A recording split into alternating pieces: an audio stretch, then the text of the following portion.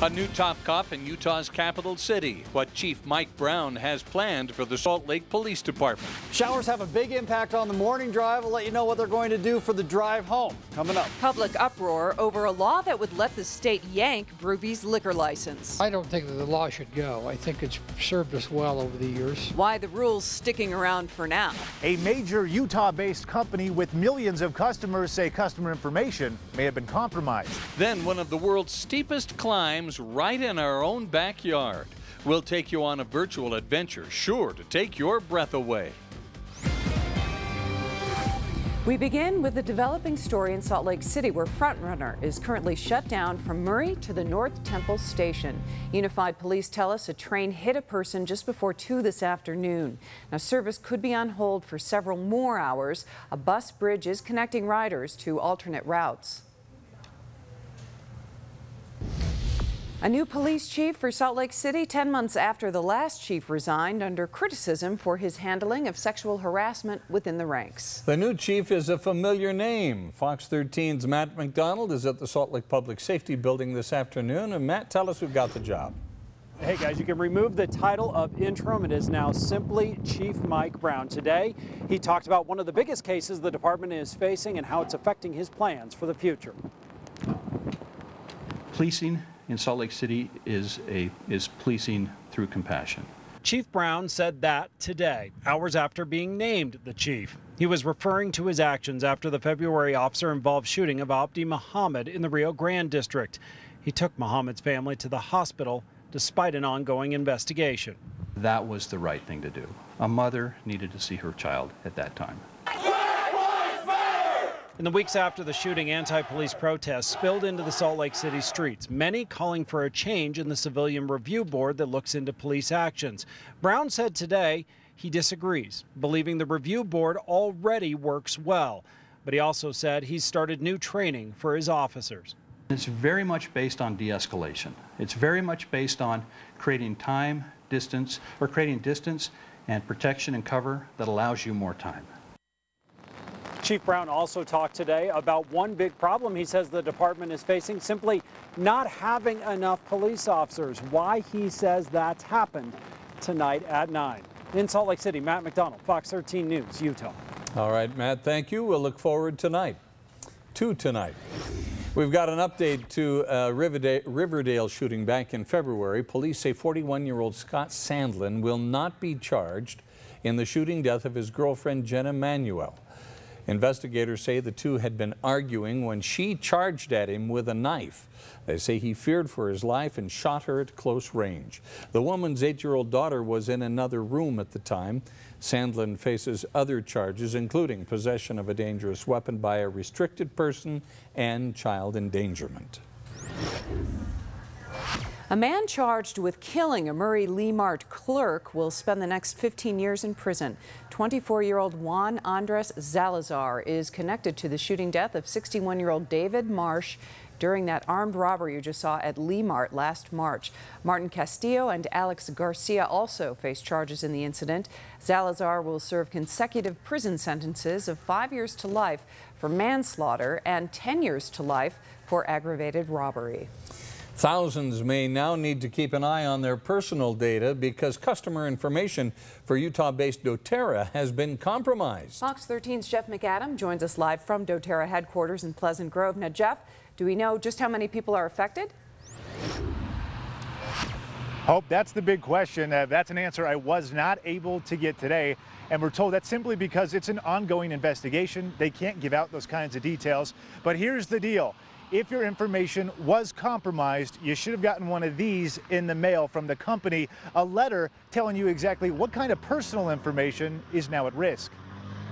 Just got a letter in the mail from doTERRA. Like, oh, great, wonderful. My information could be out there somewhere. Debbie Allen's been a customer since January.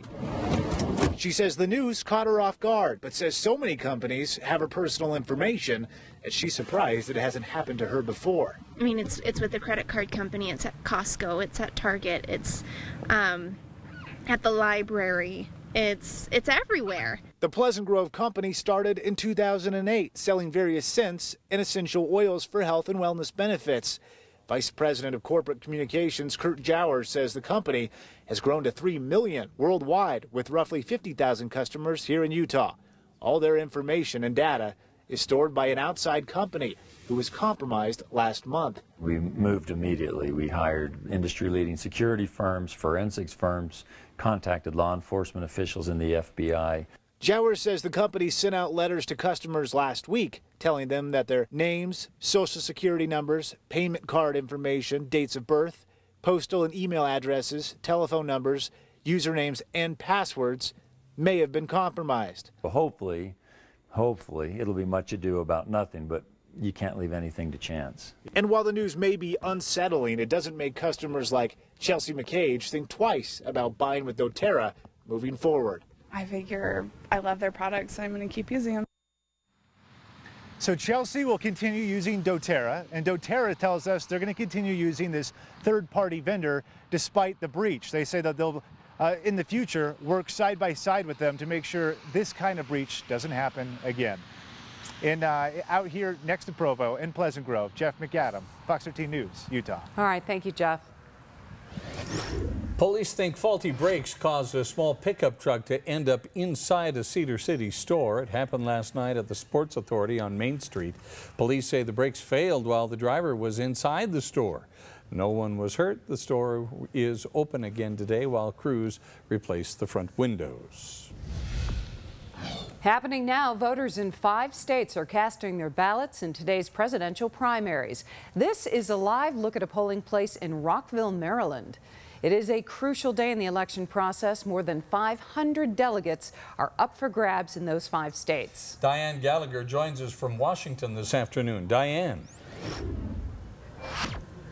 You know, Bob Hope, they've sort of affectionately nicknamed these 5 contests the Acela Primary as a way to kind of pay homage to the Amtrak service that's based here in D.C. and goes through each of the states. And it might be a little bit more than appropriate that they're calling it something named after a train, because it's looking like the front runners on both sides are simply going to roll straight on through today and make it even more difficult for their competitors to catch up. The rich are looking to get even richer Tuesday, in delegates, that is.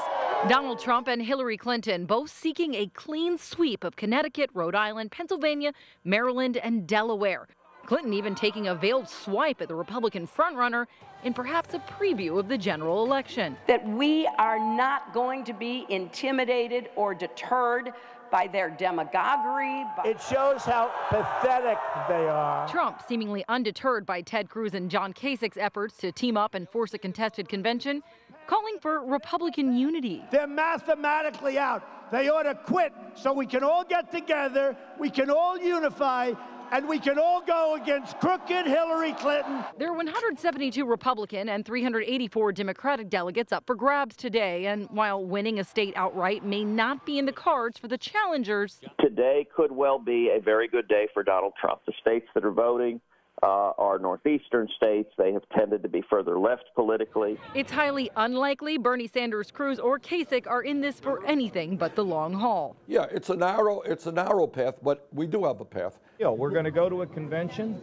It's going to be an open convention, and then the delegates will pick that person who can do the best in the fall. And so even if Donald Trump and Hillary Clinton sweep the 5 states today, they're not going to get all of the delegates. The Democrats don't do a winner-take-all situation. So Bernie Sanders is going to walk away with some delegates.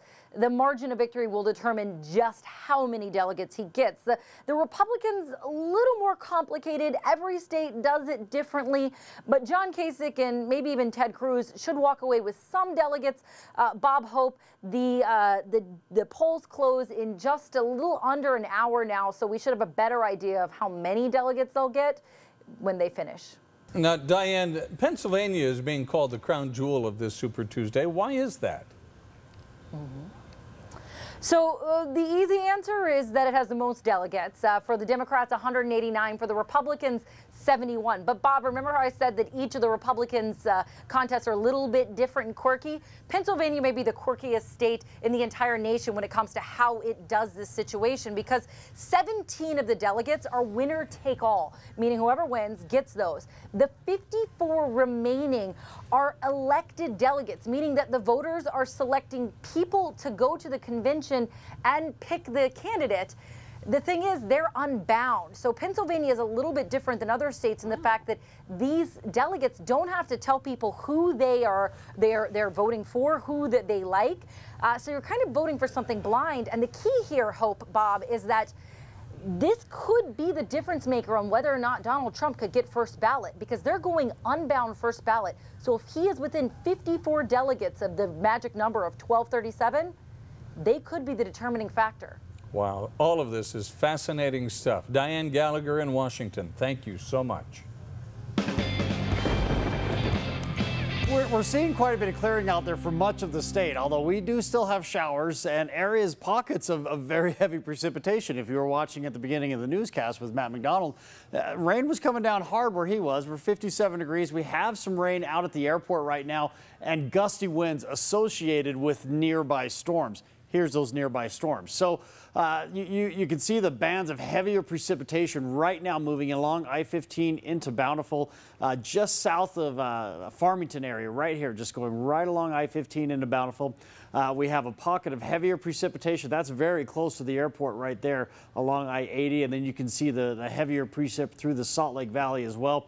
And more moderate precipitation just all throughout the Salt Lake Valley currently. These storms are moving south-southeast, so they are headed towards Draper and Sandy. We have showers now in the Cottonwood Canyons.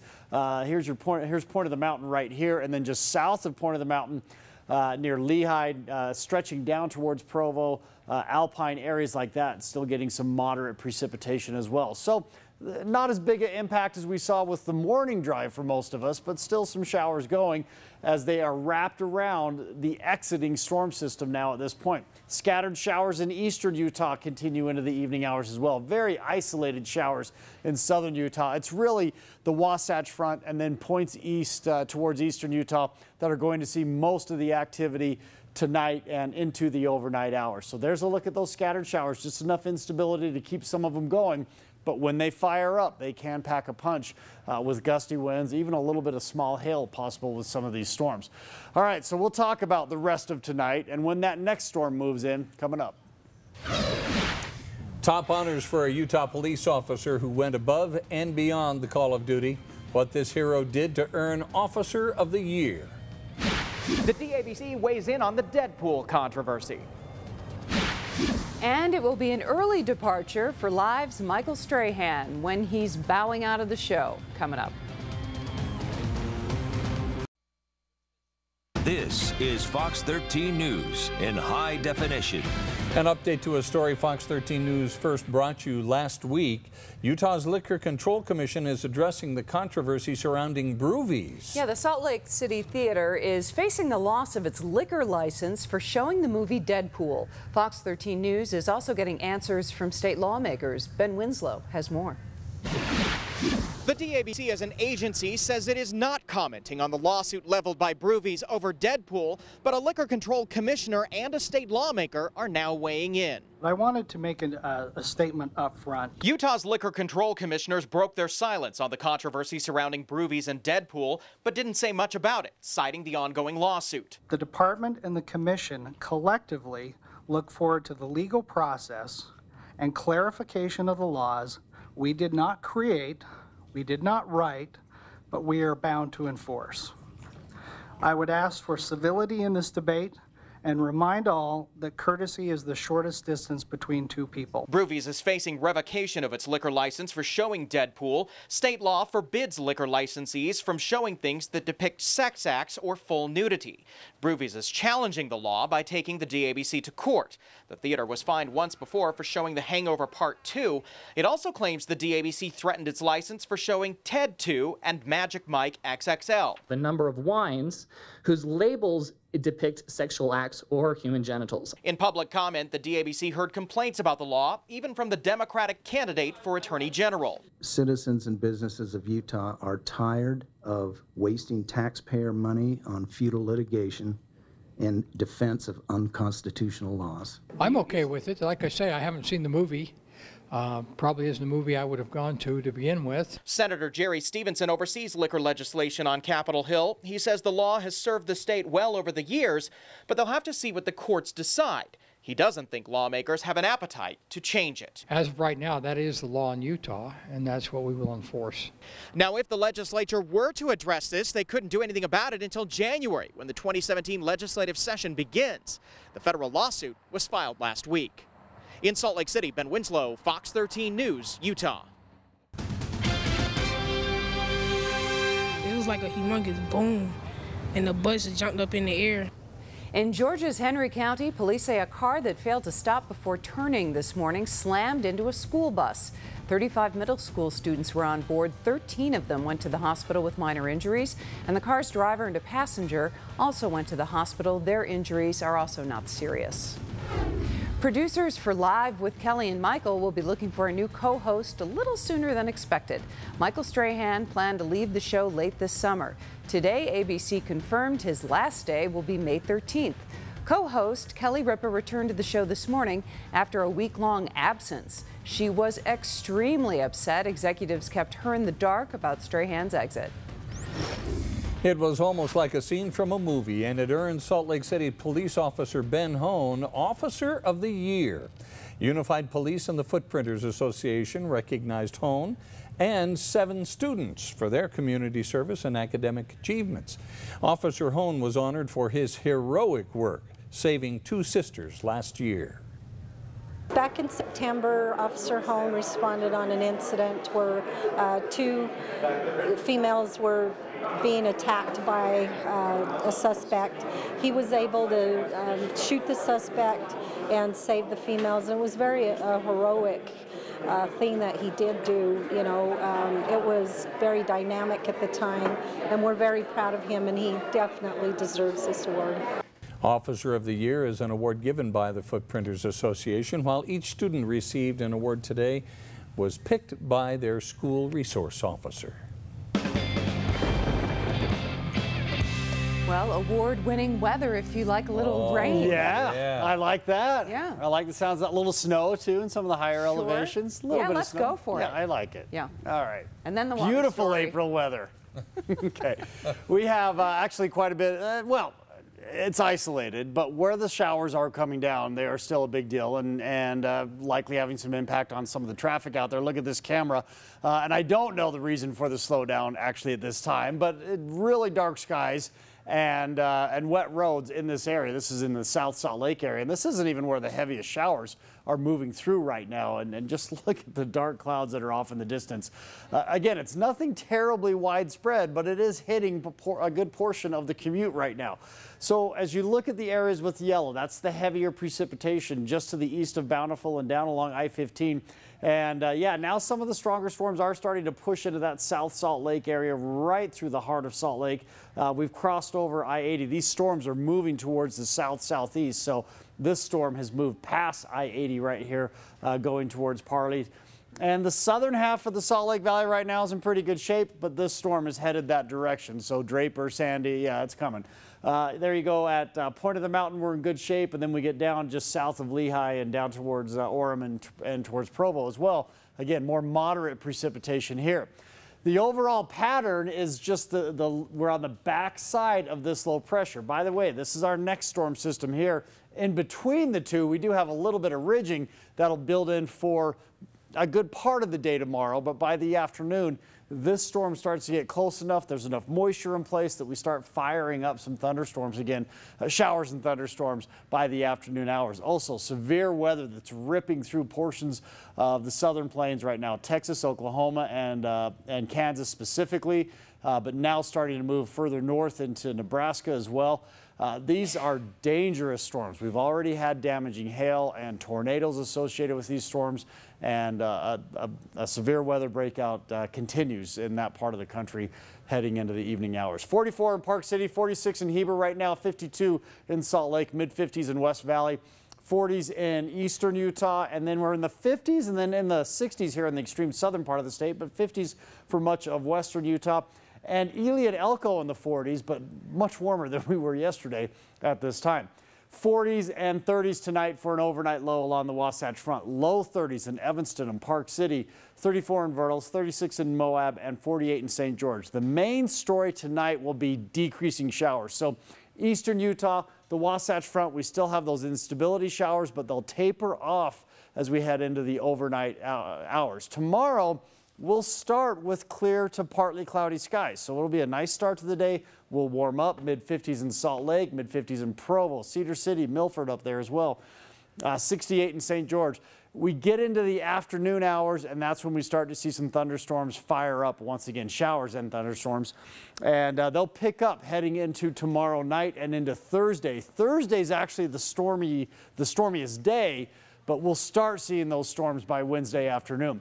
Then a break on Friday, then another storm drops in on Saturday and Sunday, partly cloudy. And I left it mostly cloudy right now, Monday, Tuesday, but showers are still possible there as well. For northern Utah, the developing storms in the afternoon and the evening tomorrow, a stormy day Thursday, a break on Friday, but with isolated showers still possible. Another storm drops in on Saturday. Sunday looks a bit drier as that storm exits, and then Monday, another storm drops in. Woohoo! Just one right after another, and they follow pretty similar paths to what we're dealing with right now. So it's exciting for you This personally. is outstanding. This is just great. Okay. Cooler temperatures, snow on the mountains. Right, yeah, that's great. And quick note, we don't need our sprinklers on right now. I've seen, can't tell you how many people with sprinklers. Have you been taking pictures, or are we going to start sprinkler shaming? I'm getting sprinkler shaming, and good. Let's get on it, folks, because it's mostly companies. I saw residences today. Well, residences, I don't want to sprinkler shame residents. You got to handle that on your own. But I will sprinkler shame any company out there. All right. Thank you, Brad. You bet. Airline passengers are happier than they've been in decades. The reason for that, coming up.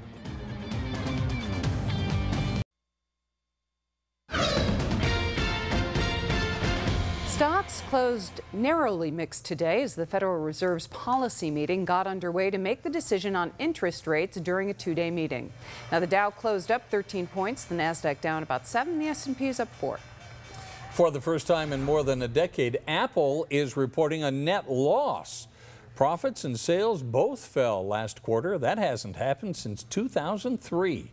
Poor iPhone sales are mostly to blame.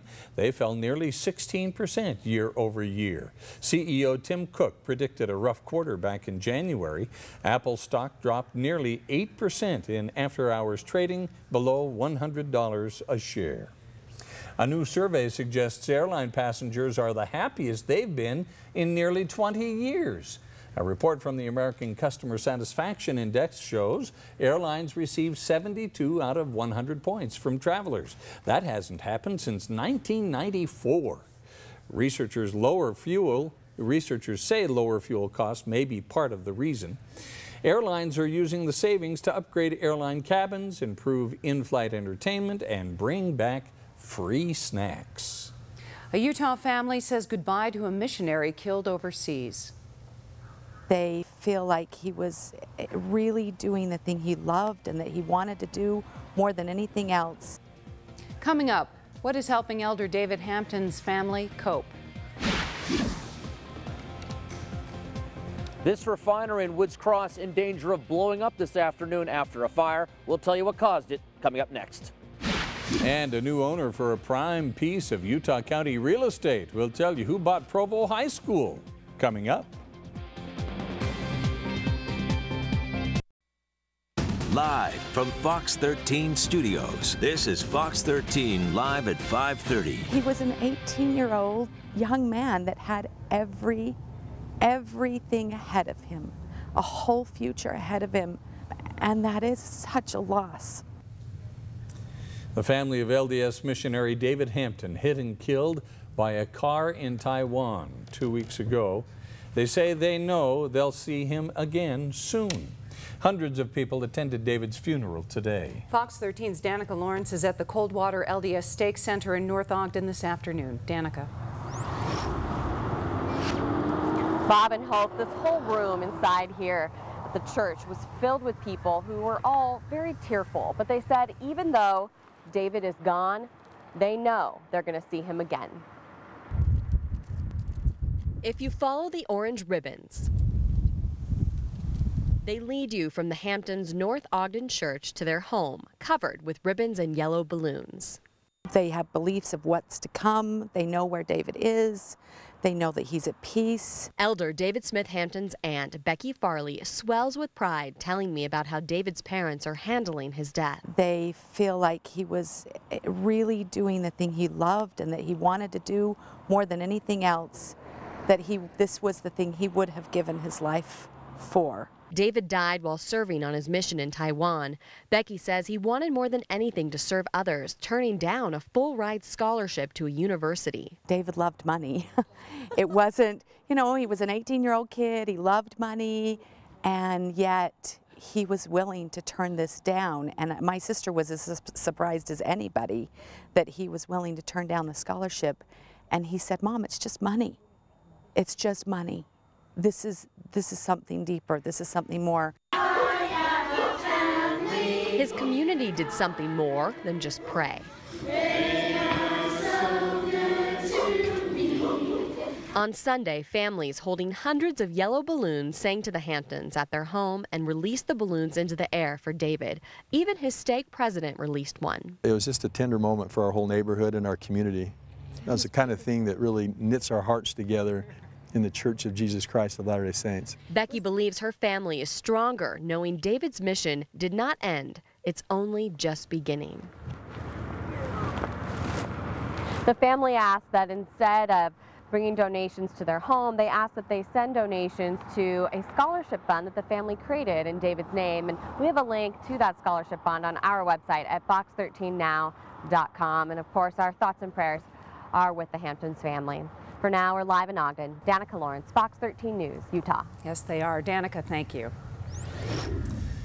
Revisiting our top story, Salt Lake City's interim police chief will stay on a bit longer. Mayor Jackie Biskupski wants Mike Brown to have the position permanently. He has served as interim chief since last summer when Chris Burbank stepped down. Brown has worked for the department since 1991. New at 5, federal prosecutors are trying to limit the defense of FLDS church leaders in that massive food stamp fraud case. In court documents obtained by Fox 13 News, the U.S. Attorney's Office wants a judge to prohibit them from claiming FLDS members have a religious right to donate their food stamps to the church. Prosecutors claim federal law prohibits church leaders from requiring SNAP benefits be handed over. The defense is expected to fight it. A broken furnace pipe at an asphalt refinery in Woods Cross sent thick black smoke across the sky this afternoon.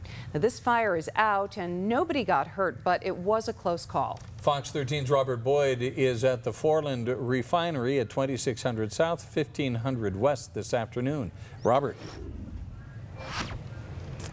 Well, Bob and Hope, the flames were centered around this smokestack right here behind me. The fire took place around 12:30 this afternoon. And for the fire department, their biggest concern were some gasoline tanks sitting just a few feet away from the flames. Now, the fire department actually didn't evacuate anyone, but one local business took it upon themselves to get their people out of here.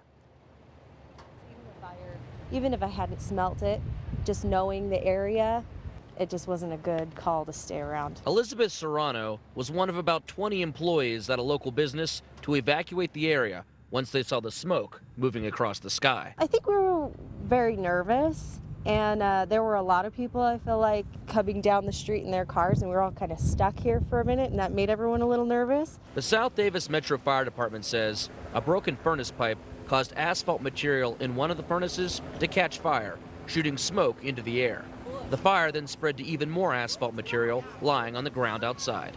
The plant personnel did an outstanding job. When that fire was first noticed, they immediately shut down all the gasoline to the furnace, the natural gas, and they shut down all of the asphalt going into the furnace. 25 firefighters were called upon to put out the flames and make sure the gasoline tanks were not ignited. All the businesses in the area are now back to normal, but Fortland Refinery suffered an estimated $100,000 in damages. Do you think there's any negligence on the refinery's part? You know, hard to say right now. We need to get our investigators here, work with plant management, and we'll take a look at that furnace and see what took place today. The Davis County Health Department was also on the scene investigating any health effects caused by the fire. There's a containment pond at the refinery that all the runoff has gone in. We don't have a concern as of yet with runoff, and Health Department's going to be evaluating that. Now, I reached out to the Fortland Refinery by phone, but they have yet to get back to me. I also spoke with the Davis County Health Department over the phone this afternoon, and they said there was no damage caused due to runoff because of this fire. And they also said our weather today, all the wind and rain, actually helped out a lot by pushing that smoke out of the area. Live in Woods Cross, Robert Boyd, Fox 13 News, Utah. All right, Robert, thank you so much. A St. George couple faced several charges connected to a theft in Mesquite, Nevada. Police arrested Jeremy O'Connor and Janie Wall Friday night. The St. George News reports the couple were driving a car that was involved in a theft earlier this week. Now, officers also found marijuana, meth, and an open alcohol container. Police believe O'Connor may be a suspect in several other thefts as well. Weather's always a little bit different depending on where you happen to be as the weather's moving through. And this especially holds true as we get towards the tail end of storms and you start dealing with a lot of instability, where you can have an image like this. This is on top of the Oakers, and it is spectacular right now in the Tooele Valley. Meanwhile, you look the other direction and look at all these dark clouds that are over the mountains here just east of areas like Bountiful and North Salt Lake and Cageville. Farmington areas. 52 degrees. We actually have some sunshine here at the station and winds out of the east at 8 miles per hour. But if you've been watching during the whole newscast, you know it hasn't always been that way as we've had the storm rolling through. So again, the first camera I showed is right over here. We have all the clearing that's off to the west, and then you look to the east and we have all these showers moving through the eastern portion right now of the Salt Lake Valley, and they have now pushed into the southern end of the Salt Lake Valley as well. We talked about this last time we were on about how Sandy Draper would start seeing some of these showers. So these just continue moving to the south southeast. We're now right, the tail end of it is right here at Point of the Mountain. Then we have some clearing and then more showers that have continued south and pushed into Provo. And again, all of these that are to the north will just continue working their way south. As we back out and look at it, here's the overall pattern, and we're on the back edge of this low pressure, and so these storms are moving almost directly north to south. We also have the showers here in eastern Utah. Isolated storms continue in southern Utah, but most of the activity will be along the Wasatch Front over the next few hours, and then also in eastern Utah before the storm finally completely dies down. So those scattered showers continue, again, like I said, for at least the next few hours. But it does die down later on tonight. We'll look at that, and it's not a very long break between this storm and the next one. I'll have the complete forecast coming up. All right, thank you, Brett. Employees from the Larry H. Miller Group of Companies volunteered today as part of their annual day of service. Nearly 2,000 employees marked the late Larry Miller's birthday and his commitment to service. Since 2010, more than 5,600 employees have donated nearly 23,000 hours of work to 92 organizations. It's good for us to be able to give back to the community we're trying to serve. We work with a lot of people in the community. They come out and support a lot of the things that we're doing, so we're just trying to give back in any way that we can. 30 different organizations in Utah were the focus of today's Larry H. Miller Day of Service, including This Is the Place Heritage Park.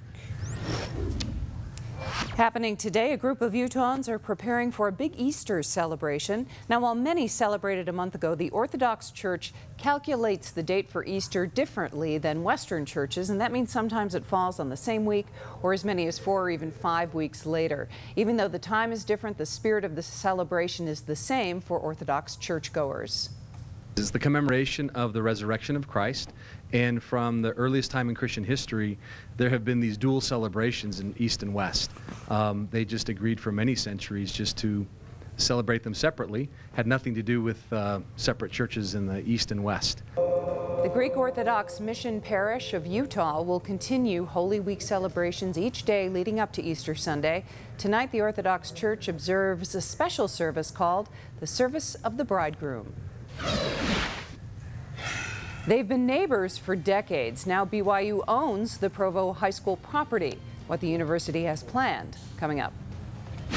And coming up in sports, we'll check in with RSL after their first loss of the season, and a high school girls golf program that started in 2004, now having a big impact 12 years later. This is Fox 13 News in high definition.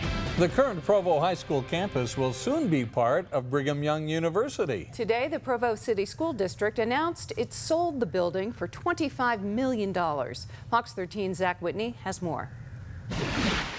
BYU says they don't have any specific plans for the property. In fact, the sale won't even be complete until the end of the school year, which is good for the school district because they don't even have the new high school built. As I looked at all the different offers, BYU was the one that came to the forefront and the one that they decided to go with. The Provo City School District is in no rush to vacate the current Provo High School building, but says after entertaining several offers for the prime Provo real estate, the board decided to sell the 25-acre campus to the neighboring Brigham Young University. When it came down to making the decision, it was what's the best interest for the district. The decision to move the school was made in the best interest of students, both now and in the future, and the decision to sell now and to BYU was made with the district and the school in mind. BYU will pay $25 million for the property. It's located just across University Avenue from their campus. BYU says there's no rush to use it. That's why they've agreed to lease the property back to the district at no cost until the new high school is done. The university does not have long-term plans for this property. Our focus right now has been with the students at Provo High School and not disrupting their education. The current high school has been on the property for 60 years. BYU will perform geological studies on the grounds. After that, the sale will be complete, a process that should wrap up by this summer. Pretty quick process as long as there's no problems. The school district says one of the biggest factors for them was the opportunity to lease the property back from BYU at no cost. It's something they need while they build the new high school, a process that will take at least a couple of years. Reporting from Provo, Zach Whitney, Fox 13 News, Utah. It is one of the most photographed vistas in the entire world, and it's right here on our own backyard. Now a climber's video of his ascent up this sandstone tower near Moab is going viral. No, this is the move. You gotta like jump onto it.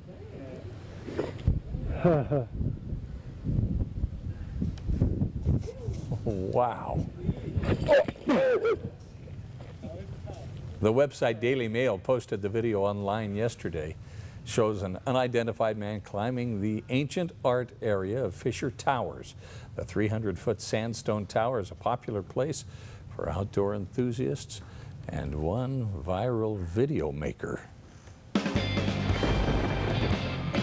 Wow. How do you get down off that thing? You just jump. Oh, do you? Yeah. Okay. Made me a little dizzy. You're gonna sit down for a second. Man. Wow. That was, yeah. You like that? My palms are Have sweaty. a good look. Yeah, that is a good look. Does that work for you? Someday you can sit at the big people's table, Brett. Man, that was crazy. All right, we'll put that back. All right, we have, let's go ahead and take a look at where the storms are right now. Still pushing through portions of the Salt Lake Valley, mainly off to the east. Take a look at this camera. So this is from the studio here, which is just west of the airport, looking east. And there's some mountains back there, kind of big ones, the Wasatch Range, and nowhere to be seen right now, just under a curtain of rainfall that continues at this time. And you look closer here to the camera, just lots of sunshine, pretty conditions. So here's what it looks like on radar. We showed this just a second ago, but it continues. So again, we're right over in this general area here where that camera was, and then we're just looking into this very heavy rainfall that's coming down. Here's I-80, here's the belt route right there. Here's the southern end of, well, at least where I-15 crosses 215. We're getting some showers now just south of Point of the Mountain, and these will continue working their way south and southeast. We'll eventually see it moving into Utah County, and we have showers in Provo now, but this next band will be moving through right behind that last one. As you look at the pattern, it's this low pressure right here that's exiting out of the area. We're on the back side of it now. Those storms are moving from the north to south. And there's just enough instability out there still at this time that we're going to continue to see these showers and isolated heavier precipitation at least for the next few hours. And even as we get into tonight, we're going to see, it'll be very isolated at this point, but we'll actually see a little bit of lake effect rainfall. It'll be rain in the valleys with snow in the mountains that will develop in the overnight hours. Now again, very isolated, but that could impact portions of the Salt Lake Valley. The storm continues exiting out to the east, and then right behind that we do have some clearing, and that's what we'll see for a good part of the day tomorrow, that clearing. But then we see more storms developing in the afternoon and evening hours. 52 right now in Salt Lake, 57 in Wendover, 40s in Elko and Ely, 66 in St. George, 40s right now in eastern Utah. 24-hour temperature change shows warmer temps to the west because that's where the backside of the low was yesterday, bringing in the colder air. But now that backside of the low is here, and it's cooled things down in eastern Utah and western Colorado. Tonight, low 30s in Evanston and Park City, a chilly night. 34 in Vernal, 33 in Price, 31 in Richfield, and low 40s along the Wasatch Front. So a cool evening out there, but the storms will dissipate in the evening hours. Again, except for some very isolated areas here near the Salt Lake Valley. Here's what it looks like. We'll go ahead and put this into motion. And again, you see overnight, it just basically winds up. Now, getting into tomorrow, we have some sunshine, and then we get into the afternoon and evening, and we start to develop some of these storms. And then tomorrow night into Thursday, we actually get the stronger part of the storm that starts rolling through. And so Thursday's the stormier day, but we start seeing some of those storms on Wednesday. 56 for a high in Salt Lake, 68 in St. George, 64 in Moab. Sunshine in the morning, sunny to mostly sunny to partly cloudy. And then those developing storms in the afternoon and the evening. Stormy day on Thursday, break on Friday with a few isolated storms. Another one drops in on Saturday, and then a little break on Sunday with partly cloudy skies. For northern Utah, developing storms tomorrow afternoon, and then stormy on Thursday. Bit of a break on Friday, although isolated showers are still possible. Saturday, another storm moves in. Same story on Sunday. I mean, you know, clouds, overall nice day, but a few isolated showers possible, and yet another storm early next week. You're so animated when it's like this. It's really nice. Lights him up. This is my wheelhouse for sure. Thank you, Brett. Yep. RSL's back at home this Saturday against Houston after losing their first game of the season to the LA Galaxy on Saturday night. But injuries played a big role. Rebecca Cade has more. Thanks, Jeff. The only undefeated MLS team now with a loss on their record, but that isn't the only damage. Real Salt Lake also suffered 2 quadricep injuries last week. Wednesday afternoon, it was RSL's leading scorer, João Plata, who went down during training with an apparent hip flexor and quad strain. Against LA Galaxy, Burrito Martinez was subbed off in the 23rd minute, also for a strain. Those guys are huge contributors, you know, especially offensively with what they can do. But, you know, given a 34-game season, it's going to happen. You know, we're not going to have them that luxury every game. They are getting better. And the honest answer is I don't know what's going on with them. Obviously, they weren't out here today. We'll see what's going on tomorrow. Coach Cassar is, however, confident in the depth of his team and mindful that some of the young guys may have to step up against Houston on Saturday, RSL's last home game until mid-June. At the beginning of the year, we stressed the importance of every home game. So, you know, this game doesn't get any more important, but 3 points is what we're aiming for, and we're not satisfied if it's not. We have to end this month with a win. We really do. 3 points or bust. You know, a tie isn't good enough, especially considering 5 out of the next, or 5 straight. 5 straight on the road, and you know, those are all tough teams. A desired comeback from Galaxy's 5-2 whipping and the motivation needed to stay in the win column for the next 5 weeks has our fingers crossed come Saturday. In the studio, Rebecca Cade, Fox 13 Sports. All right, thanks, Rebecca. The Utah PGA section and its high school girls golf program was spotlighted on the Golf Channel this morning. In 2004, the Utah PGA section created a pilot program for girls to encourage interest in the sport, and it took off from there. The Utah High School Activities Association sanctioned high school girls golf in 2008. Now over 1,500 girls play the game. I've had some moms calling and say, my girl, she had no social group in high school, and golf has given her that chance to go and be part of something. Girls, have a good practice, have a good round. Good luck to you. This program is changing lives, giving them opportunities way beyond golf. There's so many times we do things and it's like, did we move the needle or not? But this is a program to see where it's come from and where it's gone. We've made an impact. Pretty proud. We started something. It's something that's going to last a lifetime.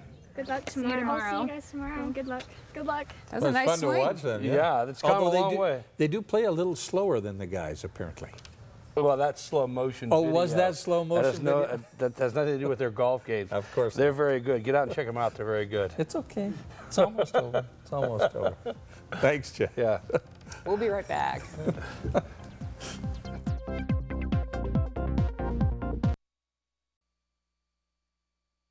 Thanks, everybody, for watching Fox 13's Live at 5. We'll see you back here for Fox 13 News at 9. We'll talk to Bob about women's golf, too. Yeah. What did I say? They're great. Yeah.